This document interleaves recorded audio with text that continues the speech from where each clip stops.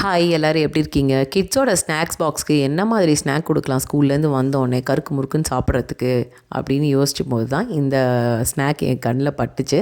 இது வந்து இந்தியன் ஸ்டோரில் கிடைக்கும். அதை வாங்கிட்டு வந்து நான் 2 விதமாக பண்ணுவேன். ஒன்று கொஞ்சம் காரப்பொடி போட்டு பண்ணுவேன். இன்னொன்று வந்து வெறும் மஞ்சள் பொடியும் உப்பும் போட்டு நெய்யில் நல்லா வறுத்து எடுத்து வச்சிட்டோன்னா ஒரு பாக்ஸில் ரெடி ஆகிடும் இந்த ஸ்நாக்கு. எப்போ கேட்டாலும் கொடுத்துடலாம். காரில் போகும்போது கூட ஜிப்லாக்கில் போட்டு எடுத்துகிட்டு போயிட்டு சாப்பிட்டுக்கிட்டே இருக்கலாம்.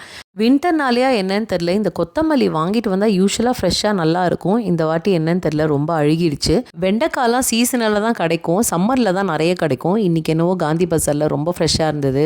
அதனால் சரி ஓகே வெண்டைக்காய் வாங்கலாம் அப்படின்ட்டு வீட்டில் இருக்கோம் தாங்க பேர். இப்படியே 1 மணி நேரம் கடையில் போய் 2 விஷயம் வாங்கிட்டு வரதுக்குள்ளே 1 ஹவர் ஆகிடுது. அதுக்கப்புறம் ஸ்கூல்லேருந்து பசங்க வந்தாங்கன்னா அவங்கள திருப்பி கிளாஸுக்கு கூப்பிட்டு போயிட்டு திருப்பி கூப்பிட்டு வந்து திருப்பி டின்னரு கொடுத்து அப்பாடா அப்படின்னு இருக்கேன். எனக்கு இன்றைய வீடியோவில் வந்து நான் சொல்லியிருப்பேன், இந்த மாதிரி மசாலா எக்ஸ்ட்ராவாக இருந்துச்சுன்னா அதை வச்சு நான் என்ன பண்ணியிருப்பேன்னு. ஒன்றும் இல்லைங்க, நல்லா வறுத்து அரைச்சி பொடி பண்ணி வச்சிட்டோன்னா பிரியாணிக்கும் போட்டுக்கலாம். சம்டைம்ஸ் நான் வந்து டீக்கும் யூஸ் பண்ணிப்பேன். சரிங்க, நம்ம இன்னொரு ஷார்ட்ஸில் பார்க்கலாம். டேக் கேர், பாய்.